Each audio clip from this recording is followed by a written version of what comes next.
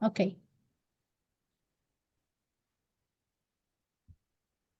Hola, muy buenas tardes para todos y todas. A nuestro grupo le correspondió exponer sobre el régimen jurídico de los tratados internacionales. Este grupo está conformado por Óscar Fernando Ramírez, Santiago Valencia y quien les habla, Jennifer Valdés. A continuación, vamos a hablar un poco de las generalidades de los tratados internacionales. Dentro de nuestra tabla de contenido tenemos tres aspectos súper importantes. Primero es la generalidad sobre los tratados internacionales. Segundo, los tratados internacionales en Colombia. Tercero, el Tratado de Libre Comercio. Allí se va a explicar un poco cómo ha sido el manejo que se le ha dado para la ratificación de este tratado y el contenido del mismo.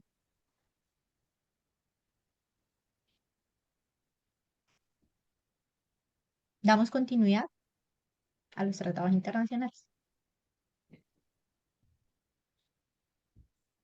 Bueno, para hablar de los tratados internacionales es importante acotar que son acuerdos formalizados entre dos o más países con un propósito que es regular sus relaciones mutuas en áreas específicas. Estos tratados internacionales son sujetos de derecho internacional y cuando decimos que son sujetos de derecho internacional, decimos que estos tratados son vinculantes para los estados que lo han ratificado, así como para las organizaciones internacionales que también pueden ser parte de ellos. Por otro lado, tienen un contenido y un alcance muy amplio que aborda una amplia gama de temas, desde asuntos comerciales, ambientales, derechos humanos, incluso hasta la seguridad internacional. Estos tratados, dentro de su contenido y alcance, pues pueden ser bilaterales o multilaterales. Bilaterales cuando es entre dos países y multilaterales, pues cuando es entre tres o más países. Continuando con la negociación y la firma, podríamos decir que la negociación de un tratado implica un proceso diplomático bastante álgido, incluso este proceso diplomático puede durar años y una vez las partes han acordado los términos del tratado, pues la firma básicamente hace que estos estados se comprometan y esto implica pues que el tratado va a tener un vigor y aparte de ello que va a tener un vigor, pues se va a plantear unos contenidos bastante em, estáticos con los que se van a comprometer los estados. Aparte de ello, también se debe seguir un proceso de ratificación interna por parte de cada estado. Y esto es de suprema importancia. ¿Por qué? Porque si un estado no ratifica ese tratado que se está discutiendo, pues básicamente el tratado no podría entrar en vigor. Dentro de la ratificación y la entrada en vigor, que era un poco lo que comentaba anteriormente, pues esto se da después de la firma y los estados deben ratificar el tratado de acuerdo con sus procedimientos internos. Para este caso, pues ya vamos a ver el ejemplo sobre el tratado de libre comercio que firmó Colombia. Continuando con el tema, podemos decir que esto implica, esta ratificación y esta entrada en rigor implica la aprobación del Congreso, en este caso, y la firma del jefe de Estado. ¿Quién es el jefe de Estado? Pues el presidente. Una vez que un número determinado de estados hayan ratificado el tratado, pues generalmente entra en vigor. Frente a la interpretación y a la aplicación, podríamos decir que los tratados internacionales están sujetos a interpretación y aplicación por parte de los estados que son parte de dicho tratado. Los tribunales internacionales, como la Corte Internacional de Justicia, pues también pueden ser llamados a interpretar los términos de un tratado en caso de disputa entre las partes. Para su modificación y terminación, pues se puede modificar o terminar mediante un acuerdo mutuo entre las partes o mediante un acuerdo con las disposiciones establecidas dentro del propio tratado. Ahora, en cuanto a la relación que tienen estos tratados con el derecho interno, se habla de que en muchos sistemas legales los tratados internacionales forman parte del derecho interno una vez han sido ratificados. Y esto significa que los tribunales nacionales pueden aplicar directamente las disposiciones de un tratado y que las leyes y políticas nacionales pues, deben ser compatibles con las obligaciones internacionales a las que se ha comprometido el Estado. En cuanto a la clasificación de los tratados, podemos decir que se pueden clasificar en diversas formas, según su objeto, sus partes, su duración. Por ejemplo, existen tratados de paz, tratados comerciales, tratados de derechos humanos, tratados de fronteras, entre otros. También pueden distinguirse entre tratados bilaterales y multilaterales, así como los tratados vinculantes y los tratados no vinculantes. En cuanto al consentimiento soberano, pues los tratados internacionales se basan en el principio del consentimiento soberano de los estados, es decir, la soberanía eh, estatal significa que el estado que está vinculado con las disposiciones de un tratado ha expresado su consentimiento para ser parte de él. ¿Por qué son importantes y por qué se necesita como una efectividad de estos tratados internacionales dentro de un Estado? Pues básicamente porque son una herramienta fundamental para la cooperación y la regulación de las relaciones entre los Estados. Puede contribuir significativamente al mantenimiento de la paz y la seguridad internacional, así como la promoción de derechos humanos, el desarrollo sostenible y otros objetivos comunes de la comunidad internacional.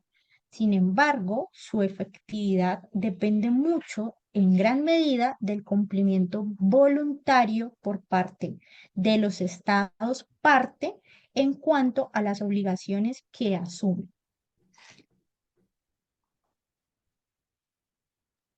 Es menester y me parece importante recalcar antes de continuar con el régimen jurídico de los tratados internacionales, dejar en claro que el régimen jurídico de los tratados internacionales se rige principalmente por la Convención de Viena sobre el Derecho de los Tratados de 1969 y la jurisprudencia de tribunales internacionales. Es la norma o la convención internacional que los regula. Ya habiendo tenido esto en cuenta, vamos a tratar lo que es el régimen jurídico de los tratados internacionales en Colombia.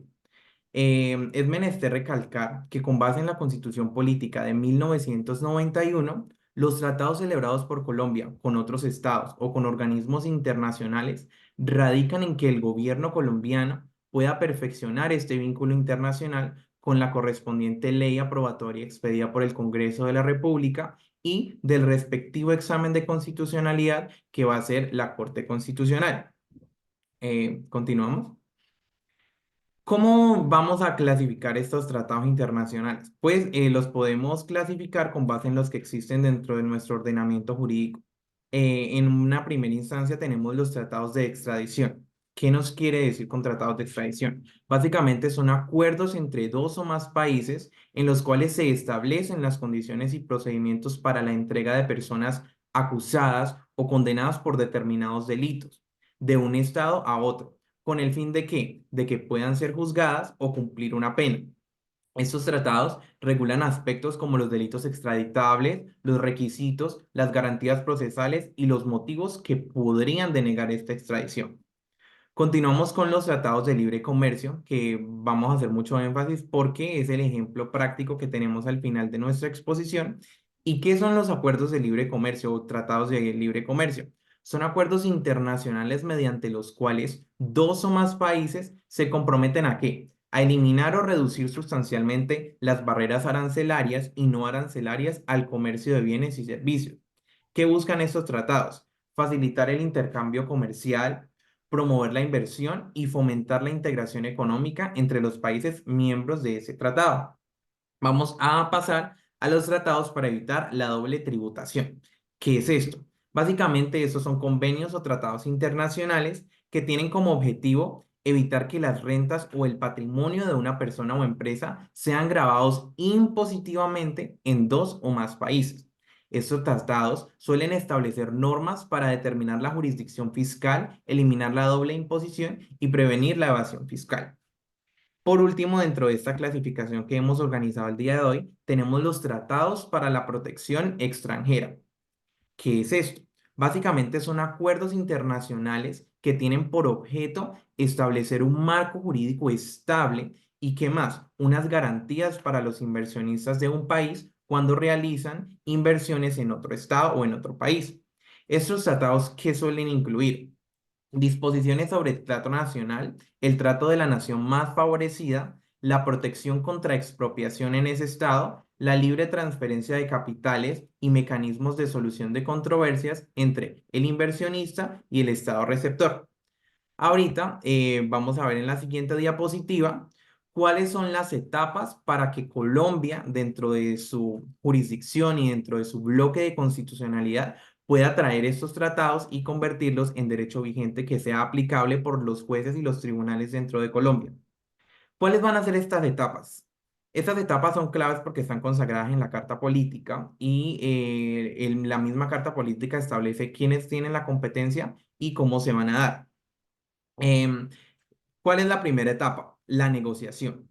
¿Esta negociación qué es? Básicamente es una facultad exclusiva del presidente de la República como jefe de Estado, jefe de gobierno y máxima autoridad en materia de relaciones internacionales, según el artículo 189 de la Constitución, el cual establece que le corresponde al presidente de la República como jefe de Estado celebrar con otros estados y entidades del derecho internacional tratados o convenios que serán sometidos previamente a posteriormente a la aprobación del Congreso.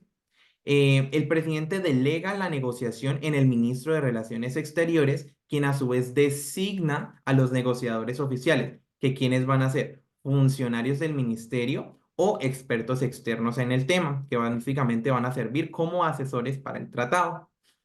Las rondas de negociación suelen llevarse a cabo de manera alternada. ¿Entre quién? Entre los países involucrados y pues o sea, en los dos países involucrados. Y esto, como lo decía nuestra compañera Alejandra anteriormente, puede tomar meses o incluso años según la complejidad del tratado y los temas que se estén tratando dentro del mismo. En esta etapa se discuten y acuerdan los términos sustantivos, las obligaciones, los procedimientos y las cláusulas del texto que va a contener el tratado. La negociación, ¿por qué se rige? Por los principios y el derecho internacional consuetudinario aplicable. ¿Con qué etapa continuamos? Con la aprobación en el Congreso. ¿Qué quiere decir esta etapa? Básicamente el gobierno nacional, a través del ministro de Relaciones Exteriores, presenta el texto negociado del tratado ante el Congreso de la República para su aprobación. Este primero es estudiado ¿por quién? Por las comisiones constitucionales permanentes de Senado y Cámara especializados en asuntos internacionales. Las comisiones rinden informes y conceptos sobre la conveniencia del tratado y pueden proponer reservas. Luego pasa a las plenarias de Senado y Cámara para ser debatido y votado. Y para esto se requiere la aprobación de la mayoría de los miembros de cada Cámara. Por último, el Congreso aprueba o inaprueba el tratado mediante una ley aprobatoria específica para ese tratado. ¿Con qué etapa continuamos? Con el control constitucional. Lo que nos quiere decir ese control constitucional es que básicamente la ley aprobatoria del tratado es remitida por el gobierno a la Corte Constitucional para un control oficioso, automático e integral de la constitucionalidad del mismo. La Corte que va a estudiar que el tratado no contradiga los principios y derechos que establece nuestra Carta Política. Puede pronunciarse sobre la constitucionalidad del trámite de aprobación legislativa. Y eso es muy importante, si se declara la inexequibilidad total o parcial, el tratado no puede ser ratificado en esa forma. Y lo que nos lleva a nuestra siguiente etapa, que es la ratificación. ¿Qué establece la ratificación? Que si la Corte Constitucional declara la constitucionalidad del tratado, es menester o corresponde al presidente de la República ratificarlo mediante la suscripción de un instrumento de ratificación. La ratificación, ¿qué es? El acto por el cual el Estado colombiano expresa su consentimiento definitivo en obligarse jurídicamente por el tratado a nivel internacional. Este instrumento de ratificación debe ser entregado a los estados partes según lo acordado dentro del tratado. Y la última etapa es la promulgación. ¿Qué nos dice la promulgación? Básicamente nos dice que una vez ratificado, el presidente de la República debe promulgar el tratado mediante un decreto para incorporarlo formalmente al ordenamiento jurídico interno colombiano. Esta promulgación oficializa y hace público y obligatorio el cumplimiento del tratado en el en el territorio nacional. Además del texto del tratado, este decreto de promulgación contiene la ley aprobatoria del Congreso. Y con esto tendríamos el tratado adoptado por nuestro régimen jurídico colombiano. Ahorita los vamos a dejar con Santiago, que nos va a explicar un ejemplo práctico del Tratado de Libre Comercio dentro de Colombia. Listo, compañeros. Voy a hablarles específicamente sobre el Tratado de Libre Comercio que se hizo con Estados Unidos. Este tratado empezó con varias negociaciones. Se remontan al año del 2003 cuando el entonces presidente Álvaro Uribe Vélez propuso la iniciativa de iniciar negociaciones con Estados Unidos. Esta decisión marcó un hito en la política comercial colombiana, con el principal objetivo de fortalecer las relaciones internacionales y la economía nacional, además de abrir nuevas oportunidades en el mercado. Las negociaciones formales comenzaron en mayo del 2004 con la participación de los representantes de ambos gobiernos. Durante este proceso se abordaron diversos temas de interés común, incluyendo todo lo que tenía que ver con mercados, eliminar las barreras de aranceles y las no arancelarias, la protección de la propiedad intelectual, las inversiones y la solución de controversias. ¿Cómo fue su entrada en vigencia? Tras varios años de intensas negociaciones, el Tratado de Libre Comercio entre Colombia y Estados Unidos fue firmado el 21 de noviembre del 2006 en Washington. Este acuerdo fue ratificado por el Congreso de la República en junio del 2007 y entró en vigencia el 15 de mayo del 2012. ¿Cuáles fueron las etapas? Primero, se tuvo que aprobar por el Congreso de la República de Colombia. Esto por de diferentes votaciones entre la Cámara de Representantes y el Senado de la República.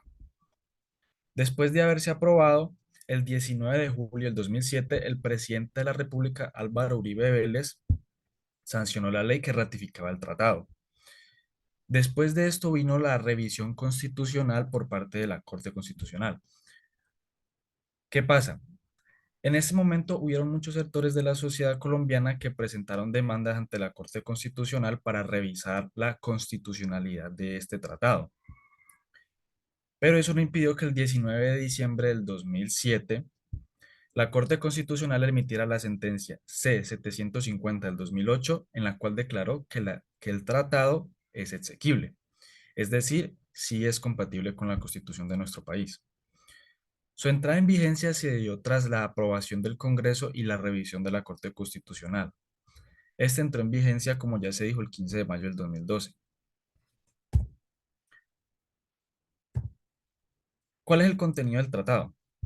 El contenido del tratado se divide en 27 capítulos y 4 anexos, que abordan en detalle los diferentes aspectos de las relaciones entre Colombia y Estados Unidos.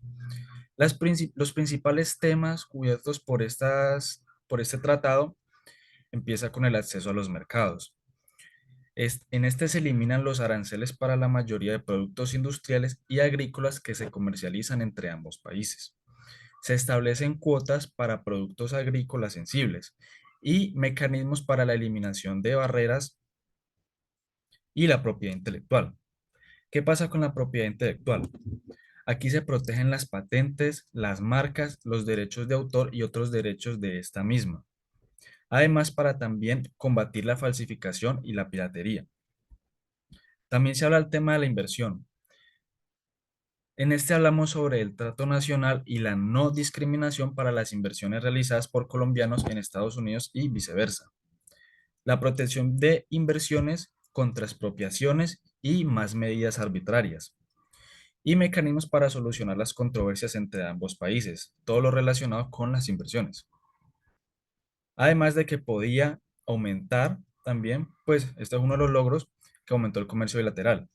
Las exportaciones no petroleras de Colombia hacia Estados Unidos han crecido considerablemente desde la entrada en vigencia del tratado. En 2023, las exportaciones alcanzaron un valor de 17.000 millones de dólares, que representan un aumento del 200% en comparación de las exportaciones en 2012. Su diversificación. El tratado ha permitido a Colombia diversificar la base exportadora incluyendo productos agrícolas, manufacturados, además de servicios también. Además de que puede atraer inversión extranjera a Colombia. Esto porque el país ha experimentado un aumento de la inversión extranjera directa proveniente de Estados Unidos, lo que contribuye también a la creación de diferentes empleos y nuevos sectores económicos. Pero también eso tiene algunos perjuicios, y los principales perjuicios son para los productores colombianos. Esto se resume en que los productores colombianos tienen dificultades para competir con los productos estadounidenses, aumentan las exportaciones, por lo que los productores no pueden vender sus productos y las desigualdades sociales, ya que la sociedad colombiana ha expresado su preocupación por esa misma desigualdad dada por las importaciones y los productos estadounidenses. Muchas Muchas gracias. gracias y esperamos que haya sido de su agrado esta exposición y les haya quedado más claro cuál es el régimen jurídico en los tratados internacionales.